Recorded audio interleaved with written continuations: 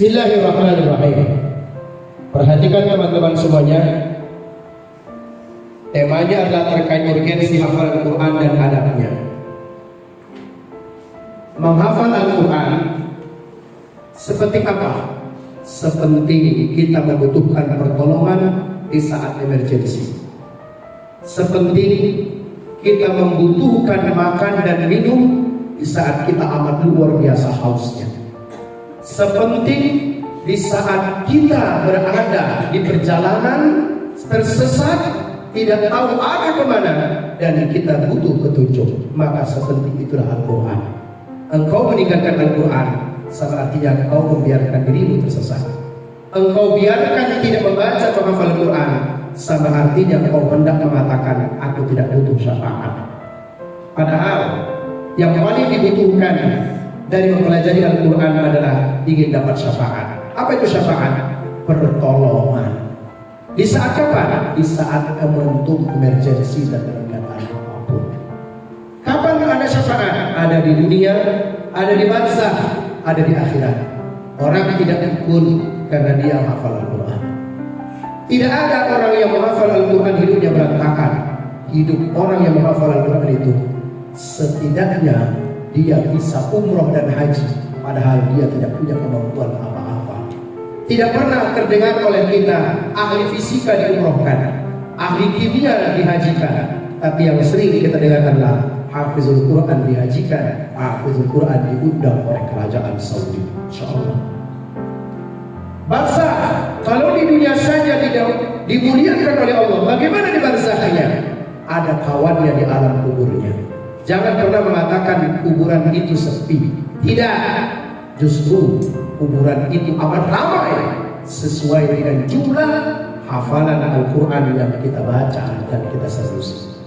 Dan apalagi di kuburan, di cahaya, diberikan keterangan, tidak terasa sesuatu.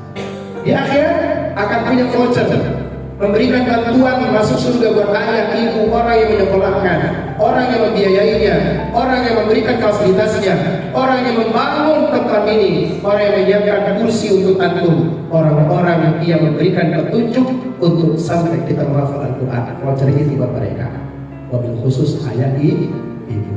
Maka siapa yang sayang ayah dan ibunya, jangan sekedar mengatakan baik Mama Adel, I love you, tapi kamu tidak mendoakannya dengan hafalan Al-Quran. Cuma doakan ayah ibu setelah menghafal Al-Quran, itu baru keren. Akhirat di antaranya selain orang yang menghafal Al-Quran tidak dapat vouchernya, dia akan bergandengan tangan dengan Rasulullah SAW. Rindu gak sama Rasul? Rindu gak pada Rasul? Rindu? Maka Anda juga harus rindu pada Al-Quran. Kamu lupa pada Al-Quran, siap-siap Rasul bisa jadi rindunya tidak ada. Makin rindu pada Al-Quran, makin rindu kebahagiaan dan makin rindu Rasulullah pada kita. Teman-teman semuanya, itulah pentingnya syafaat. Syafaat menjadi proposal permohonan hidup kita kepada Allah. Proposal kita untuk mengubah masa depan hidup kita. Pengen mengubah masa depan hidup yang suram terjal ini, ubah dengan menghafal Al-Quran. Kalau nggak yakin, mulai saja deh. Lalu apa lagi? Apa motivasi Allah untuk kita hafal Al-Quran? Ingat, Al-Quran hanya diwariskan kemampuan menghafal dan mempelajari Al-Quran kepada orang-orang yang dipilih oleh Allah saja. Tidak semua orang yang dipilih oleh Allah. Paham? Yang kedua apa? Al-Quran itu dimudahkan oleh Allah. Walaqad yassarna al-Qur'ana. Kami pastikan Al-Quran itu mudah dapat dipelajari. Maka bersabarlah. Dan ingat, ada Al-Quran nanti akan dikumpulkan. Allah akan kumpulkan para ahli-ahli Quran, lalu Allah beri mereka syafaat. Maka disebut para penghafal Quran adalah keluarganya Allah Subhanahu wa taala. Kenapa sih kita harus mengajarkan Al-Quran? Karena Al-Quran akan beri kita petunjuk arah hidup. Al-Quran juga menjadi kabar gembira buat kita. Dan di baliknya ada pahala yang besar sekali. Apa tujuan utama menghafal Al-Quran? Yahdi lillati hiya aqwam. Ya, memberi petunjuk pada jalan yang lurus. Yubasyirul mu'minin, beri kabar gembira.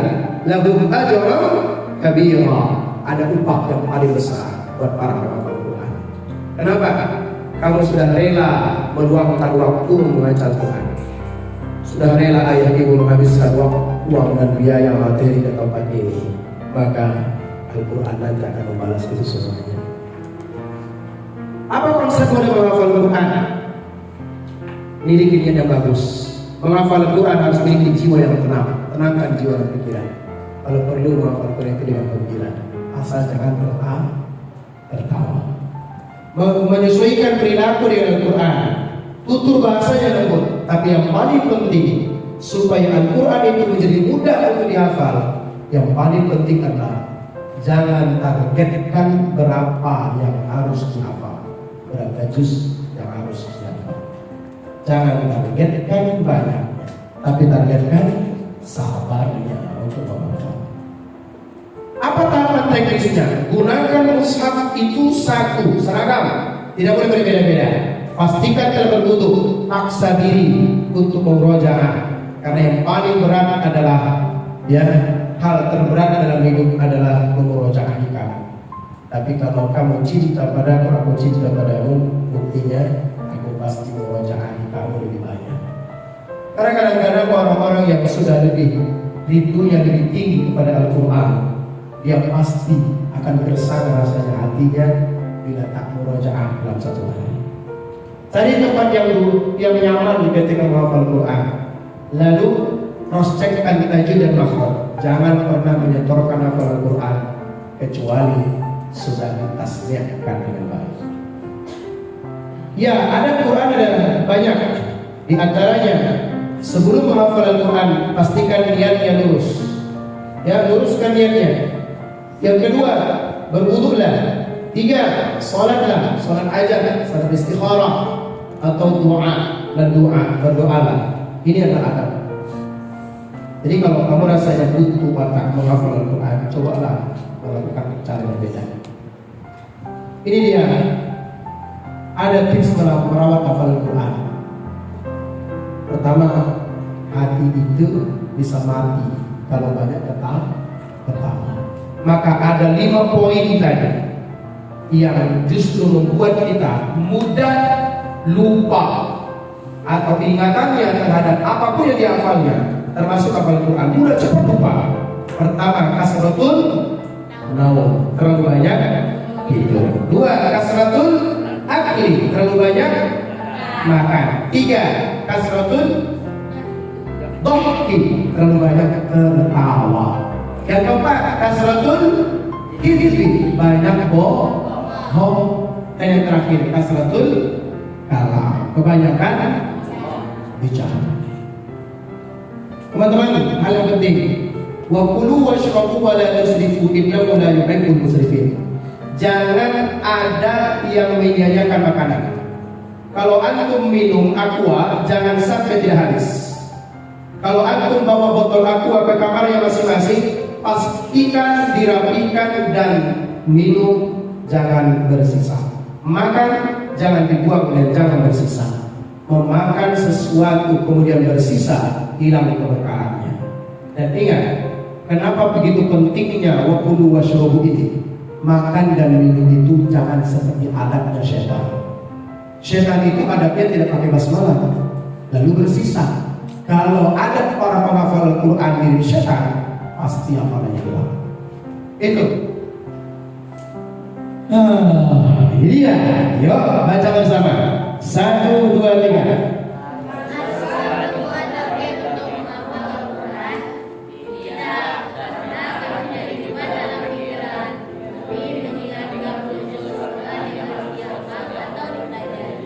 Ya, pakai kah ini. Haruskah membuat target untuk menghafal Al-Quran? Tidak. Tidak. Oke. Ini sebenarnya ada videonya nih.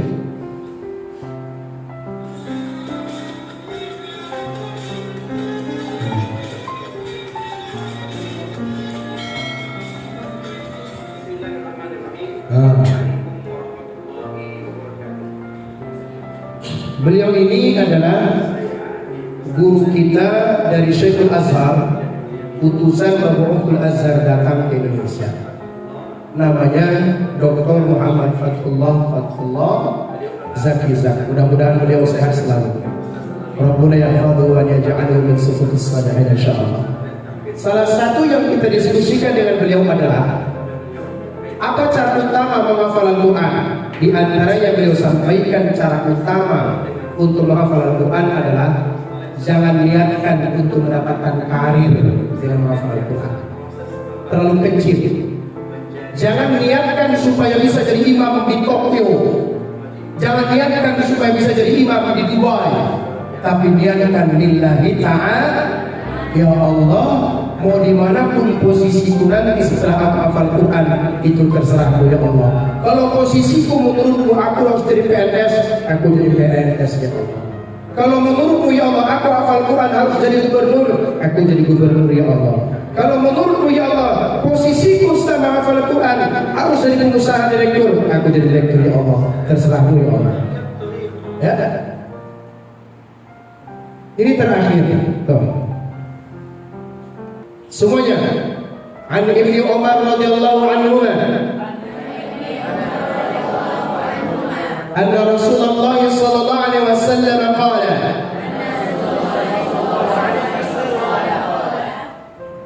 innama mathalu sahibil Qur'ani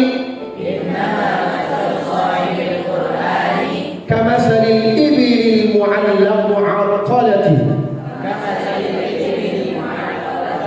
in ahada 'alaiha amsakaha wa in atlaqaha zahaba. Rawahu muttafaq alaihi. Ikutin semua. Sesungguhnya perumpamaan orang menghafal Al-Quran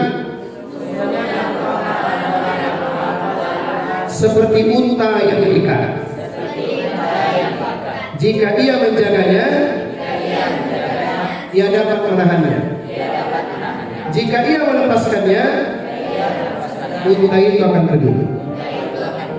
Orang yang menghafal Al-Quran itu, kata Nabi SAW, riwayat Bukhari dan Muslim, bagaikan orang yang menghafal Al-Quran, bagaikan orang yang mengikat unta.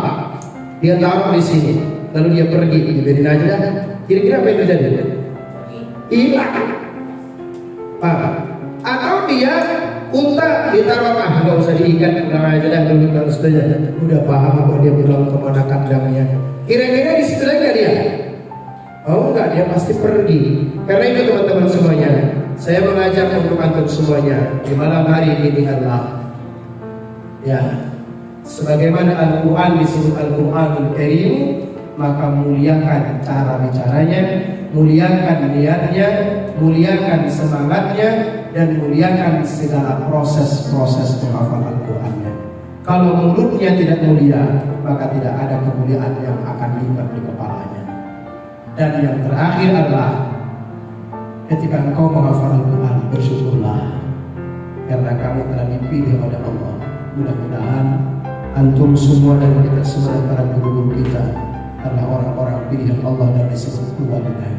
Amin ya rabbal alamin. Demikian dan terima kasih. Kita cukupkan sampai di sini. Mudah-mudahan ilmunya bermanfaat buat antum semuanya. Wabillahi taufiq wal hidayah. Wa nakhtatim bi qiraatil hamdalah. Alhamdulillahi rabbil alamin. Kafaratul majlisi.